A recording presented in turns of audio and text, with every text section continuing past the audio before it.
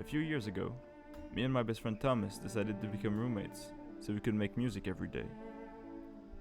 He had a tiny yet lovely apartment, with only a place for a bed as a second thought, and a couch for whoever happened to come over. That guy was always me. Eventually I moved into his tiny apartment and me and that couch became pretty close.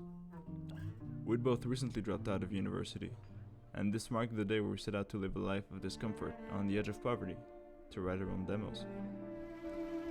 It was a great time.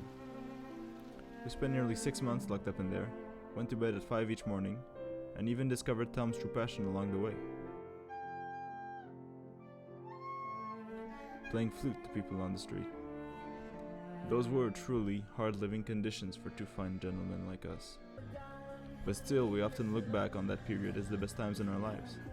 That is mostly because we finally got around to doing the only thing that kept us friends for so long.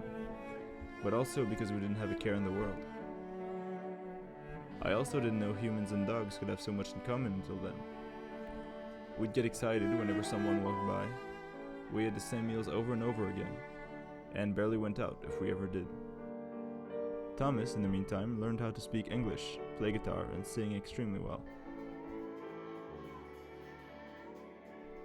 While I mostly took notes, pictures, and recorded everything we did or said.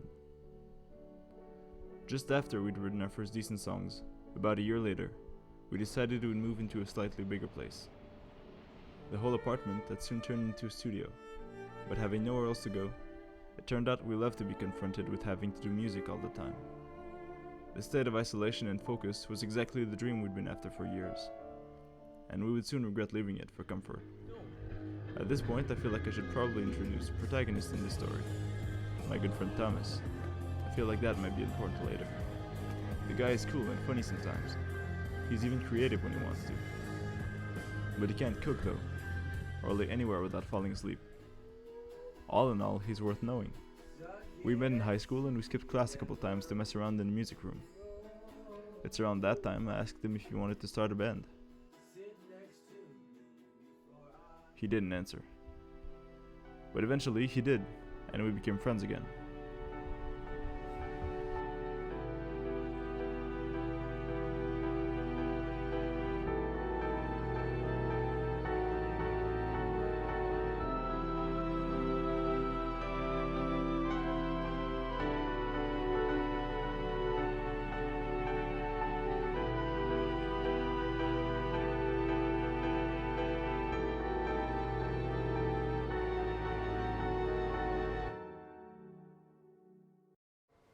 Okay, bye bye now.